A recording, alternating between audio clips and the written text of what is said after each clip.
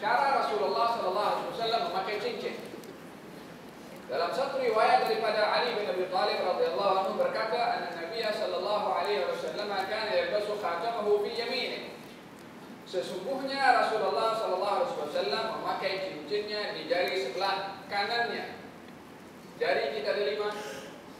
Di setiap anggota kanan, kiri ada 5. Dalam hadis ini diberitahukan kalau Nabi menggunakan cincin pada tangan kanan. Nanti akan disebutkan juga. Oke, saya bacakan semua dulu. Hadis yang ke-79, Sayyidina Umar radhiyallahu anhu meriwayatkan, Nabi sallallahu alaihi wasallam ittakhadha khataman min fiddah wa ja'ala fassuhu mimma yali kaffahu wa naqasha fihi Muhammadun Rasulullah wa naha an yanqusha ahadun alaihi wa huwa alladhi saqata min mu'ayqib fi bi'ri arisin. Bahwa Nabi sallallahu alaihi wasallam membuat cincin daripada perak. Baginda sallallahu alaihi wasallam meletakkan mata cincin di bahagian telapak tangannya dan mengukir pada matanya kalimah Muhammad Rasulullah. Baginda sallallahu alaihi wasallam melarang orang lain mengukir tulisan itu di atas cincin. Cincin itulah yang terjatuh dari tangan Mu'ayqib ke dalam telaga Aris. Dalam dua riwayat memberitahukan bahwasanya yang riwayat yang tadi daripada Sayyidina Utsman jatuhnya cincin. Dalam riwayat yang ini adalah daripada Mu'ayqib ke dalam telaga Aris.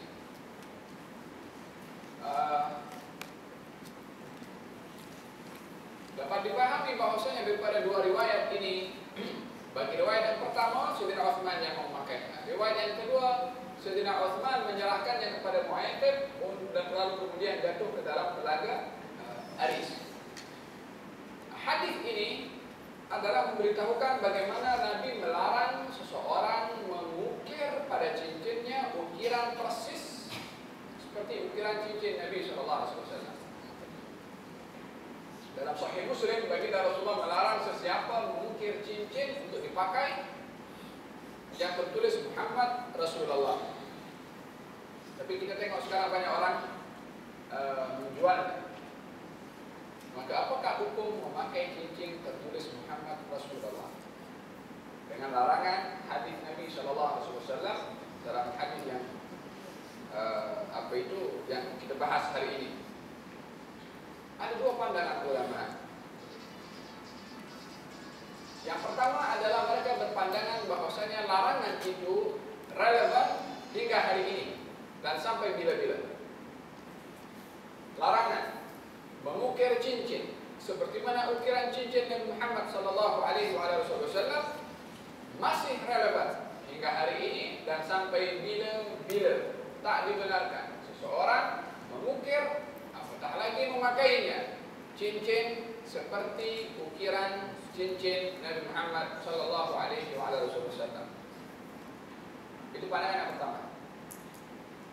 Pandangan yang kedua mengatakan larangan daripada Rasulullah untuk mengukir cincin persis sebiji macam ukiran cincin Nabi Muhammad sallallahu alaihi wasallam. Larangan itu bersebab ada mempunyai illat yang kalau sebabnya itu tak ada maka zalal ma'lul, yakni akan hilang atau akan terangkat hukum yang sebabnya sudah tidak ada. Dan hukum larangan itu bersebab. Kalau sebabnya tak ada maka hukumnya tak ada. Itu dalam kaidah usul fiqh. Hukum yang bersebab, bila mana sebabnya tak ada, maka hukum akan hilang dengan hilangnya sebab. Seperti contohnya orang membuat pedang untuk merompak, maka hukum membuat pedangnya haram. Tapi kalau sebab merompaknya tak ada, maka silahkan saja. Demikian orang membuat pisau untuk tolong orang lain, hukum membuatnya adalah haram karena sebabnya haram. Tapi kalau sebab tak ada, hukumnya maka tidak haram. Bagi pandangan yang kedua mengatakan larangan Rasulullah mengukir cincin dengan tulisan dengan ukiran sama dengan Rasulullah itu adalah bersebab. Apa sebabnya? Sebabnya adalah dikhawatiri kalau orang mempunyai cincin seperti Nabi akan memalsukan cop mohor Nabi ketika Nabi menulis surat, maka dalam hal ini Nabi melarang sesiapa pada waktu itu untuk mengukir pada cincin persis seperti cincin Nabi karena dikhawatiri ada pemalsuan pada cop. Macam orang tipu dalam sign pula, dalam cek ke sign saja dia dapat kasih keluar duit, padahal yang sign bukan tuan punya signature.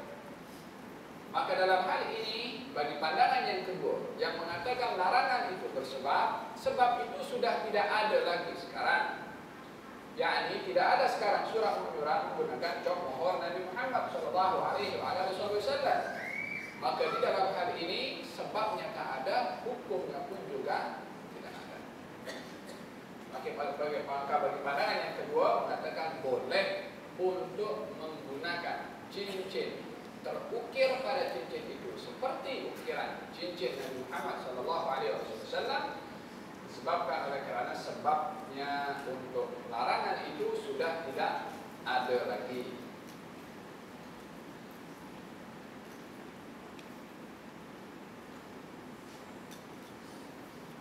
Hanya bagi mereka yang memakai cincin itu, khususnya laki-laki, adalah berhati-hati karena ada tulisan nama Allah dan juga nama Rasulullah SAW.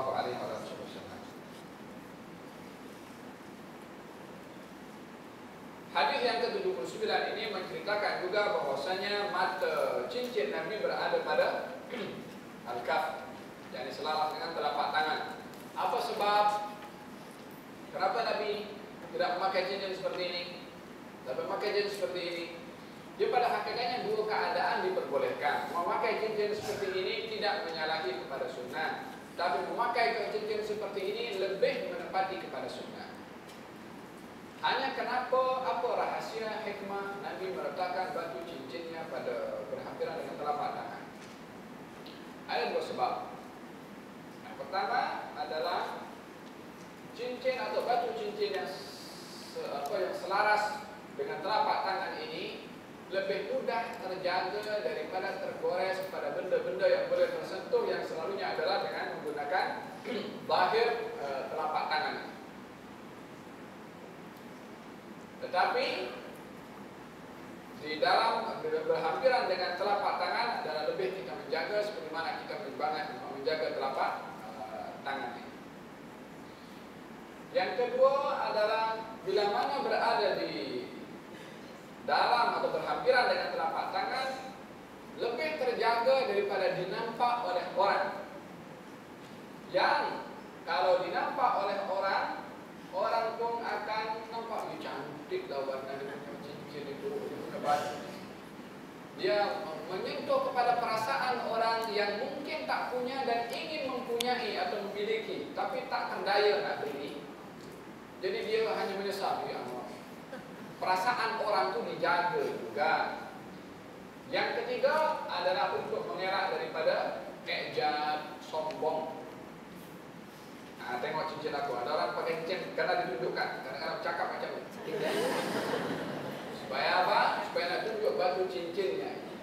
So, tiga sebab ini yang menyebabkan kenapa Rasulullah menyembunyikan batu cincin di belakang sini untuk menjaga batu cincin itu. Yang kedua, menjaga perasaan orang lain. Yang ketiga adalah untuk tidak sombong atau mengelak daripada sombong dengan menunjuk-nunjuk batu cincin yang dipakainya kepada orang lain. Tapi tidak salah bila mana menggunakan cincin dengan dinampakkan batunya, tapi bukan dengan tujuan nak bagi tahu kepada orang memang dia nak pakai macam tu, maka tak ada salahnya juga. Hadis yang ke-80 daripada Ja'far bin Muhammad radhiyallahu anhu menceritakan pengalaman bapanya dengan katanya kana Hasan wal Husain radhiyallahu anhuma yatakhattamani fi yasarihima. Hasan dan Husain radhiyallahu anhuma memakai cincin di jari tangan kiri mereka. Hadis yang ke-81 daripada Ibnu Umar radhiyallahu anhu berkata, "Ittakhadha Rasulullah sallallahu alaihi wasallam khataman min dhahabin wa kana yalbasuhu fi yaminihi, wattakhadha an-nasu khawatim min dhahab, fatarahahu sallallahu alaihi wasallam wa qala la albasuhu abada, fataraha an-nasu khawatimahum." Rasulullah sallallahu alaihi wasallam membuat cincin yang terbuat daripada emas dan memakainya di jari tangan kanannya. Maka orang ramai pun membuat cincin daripada emas, tetapi kemudian Rasulullah sallallahu alaihi wasallam melempar cincin itu seraya bersabda, "Saya tidak akan memakainya lagi untuk selama-lamanya." Maka orang ramai pun melempar cincin-cincin mereka yang diperbuat daripada emas. Yani ketika pertama kali Nabi memakainya adalah sebelum berlaku larangan memakai cincin daripada emas. Maka Nabi memakainya. Setelah melihat bahwasanya adanya larangan di situ untuk memakai cincin daripada emas, maka Nabi pun melepaskan dan melemparkan cincin itu. Para sahabat pun melempar cincin yang dipakai daripada emas. Salah seorang sahabat Nabi Shallallahu Alaihi Wasallam datang kepada Rasulullah dan pada tangannya atau pada jari-jari tangannya menggunakan cincin daripada emas. Maka Nabi ambil terus tarik, Nabi buang. Macam, adakah kamu mahu kalau kamu nanti di hari kiamat akan dicampakkan jari-jari kamu ke dalam neraka? Maka dibuang cincin oleh Nabi Shallallahu Alaihi Wasallam. Sahabat itu setelah duduk dengan Nabi, diambil cincin dibuang, sahabat itu pun diam. Ketika Nabi sudah selesai, Nabi pergi, sahabat itu pun pergi. Cincinnya tak diambil. Kalau sahabat yang lain, kenapa cincin kamu tidak diambil? Nah, cincin yang dibuang itu diambil, tak mesti dipakai. Dia boleh dijual, bagi kepada orang rumahnya, atau dijual duitnya dibuatkan hal-hal yang bermanfaat, masih boleh dipakai. Tapi sahabat itu ketika melihat bagaimana Nabi itu marah sangat kepada dia karena menggunakan cincin, dan cincin itu diambil dan dibuang seakan-akan benda itu amat dibenci oleh Nabi, kata sahabat itu, "Saya tak nak ambil barang yang sudah dibuang oleh Nabi." Sampai walaupun halal, bukan dipakai, diambil, dijual. Tapi karena Nabi menganggap ini benda yang jijik yang pokok, Nabi buang. Dia kata, "Aku tak ambil barang yang Nabi dah buang." Dan pulang Nabi ambil. Tapi dia tak mau. Sekarang yang Nabi bagi tahu kalau orang pakai cincin daripada emas, tangannya akan dicampakkan ke dalam neraka. Zaman kita sekarang orang masukkan neraka dalam tangannya sendiri. Niat saya bukan untuk tunjuk pakai cincin emas. Niat saya saja dia pernah pakai cincin besar orang bagi dengan saya. Ini benda tak berkaitan dengan niat kita atau tak ada niat. Ini benda haram. Hatta niatnya ada pergi haji bagi cincin itu. Tetap benda itu haram. Dan memakai cincin terbuat daripada emas, laki-laki hukumnya haram.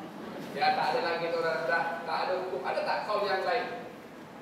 Tak ada kaul, dia sama sekali haram. Faham tu? Dan baginda memakainya pada waktu itu adalah sebelum diharamkan, yang pada akhirnya dibuang oleh Nabi Sallallahu Alaihi Wasallam. Anggota jari-jari yang dipakai atau jari yang mana satu Nabi memakainya. Yang pertama, dalam hadis ini diberitahukan ada dua riwayat. Nabi pakai cincin pada tangan kanan. Dalam riwayat yang berikutnya, Nabi cincin pakai guna tangan kiri. Dalam riwayat yang lain, Sayyidina Abu Bakar, Sayyidina Umar pun juga memakai cincin pada jari-jari sebelah kiri. Ini dari segi tangannya sudah ada perbedaan riwayat antara kanan dengan kiri. Kata Siti Aisyah radhiyallahu anha mengatakan bahwasanya al-yaminu, anggota bahagian tangan kanan itu lebih berhak untuk dihiasi. Maka menggunakan cincin itu adalah pada bahagian jari-jari sebelah kanan. Dan bagaimana mencantumkan bahwasanya dalam hadis yang pertama Rasulullah katanya memakai cincin pada jari sebelah kiri. Dalam riwayat yang kedua Rasulullah, Sayyidina Abu Bakar, Sayyidina Umar, kemudian Sayyidina Ali, kemudian dikatakan juga Al Hasan wal Husain memakai cincin pada jari-jari sebelah kiri. Katakan bahwasanya menggunakan cincin ini pada kiri dan juga pada kanan bagi laki-laki adalah hukumnya diperbolehkan. Hanya saja bila mana ingin memaksudkan di dalam memakai cincin itu adalah menghiasi tangan, maka kanan adalah lebih didahulukan berbandingkan kepada kiri. Kalau nak memakai cincin jas untuk sebagai sunnah sahaja, kiri dan kanan boleh saja. Tetapi bila mana maksud daripada memakai cincin itu adalah untuk berhias, maka adalah kanan lebih diutamakan untuk dihiasi dengan cincin. Bukan dalam pandangan apa? Ini Nabi pakai kiri dan kanan, kita combine satu jadi satu. Macam mana? Kita dua-dua pakai cincin, kiri dan kanan. Tidak salah orang punya lebih daripada satu cincin, 10 cincin tak boleh. Tapi yang tak boleh memakai 10 cincin dalam serentak atau lebih daripada satu.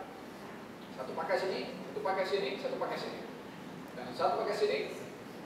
Lebih daripada satu cincin adalah tidak digalakkan, bahkan hukumnya adalah makruh sebab lebih cenderung kepada pembaziran. Tapi nak tukar-tukar cincin tu boleh, letakkan dalam pot. Kalau saya ada poket di sini, saya letak cincin satu sebelah sini. Ingin pakai cincin sebelah sini, kasih keluar satu cincin, ambil pakai dalam, pakai. Tapi sekali pakai 2, 3, 4 adalah merupakan bahagian daripada perkara yang tidak digalakkan memakai cincin lebih daripada satu.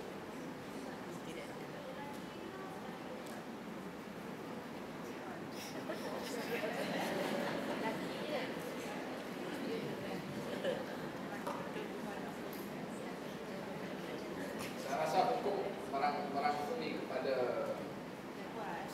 semua. Dan dalam hal ini, Nabi, saya katakan dari beberapa hadis tadi, Nabi punya lebih daripada satu cincin. Ada cincin yang matanya terbuat daripada Habasyah. Ada cincin yang dipakai batunya itu daripada perak itu sendiri. Yang berbatu pun ada lebih daripada satu. Tak salah punya lebih daripada satu cincin. Yang memakai serentak lebih daripada satu itu yang dikatakan sebagai melebihi daripada sewajarnya. Bertukar-tukar silakan. Pagi nak pakai warna merah, siang nak pakai warna biru, sore nak pakai warna hijau, tak jadi masalah. Ini adalah untuk melihat bagaimana baginda Rasulullah mempunyai lebih daripada satu cincin, tetapi pada masa yang sama beliau hanya memakai pada satu jari saja. Mana anggota jari yang digunakan oleh Rasulullah untuk memakai cincinnya? Ada dua riwayat, yang satu lebih kuat berbandingkan kepada yang lain. Bahkan yang kedua itu riwayatnya adalah riwayat yang baik atau yang tidak kuat untuk dijadikan sebagai sandaran, walaupun sebahagian dapat mengamalkan untuk menggunakan riwayat tersebut. Dalam dua riwayat yang memberitahukan kalau cincin dipakai oleh Nabi pada anggota tangan kanan dan tangan kiri adalah kepada al-khinsir. Al-khinsir. Ini jadi ini anggota atau jari-jari yang digunakan oleh Nabi SAW untuk meletakkan cincinnya, baik pada jari-jari kanan ataupun pada jari-jari sebelah kiri. Pada jari kelingking. Ya. Riwayat yang kedua adalah pada jari-jari manis, tapi itu adalah yang kuat sanadnya untuk rujukan dalam pegangan adalah pada al-khinsir, yaitu pada jari kelingking. Walaupun ada riwayat yang mengatakan kalau pakainya adalah pada al-binsar, itu jari-jari manis.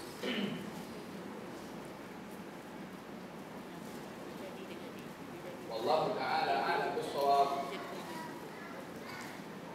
Ada 3 hadis saja berkenaan dengan masalah pedang Rasulullah. Saya baca terus 3 hadis supaya ambil banyak sedikit. Ini telah sebulan sekali dalam maulid. Jangan kita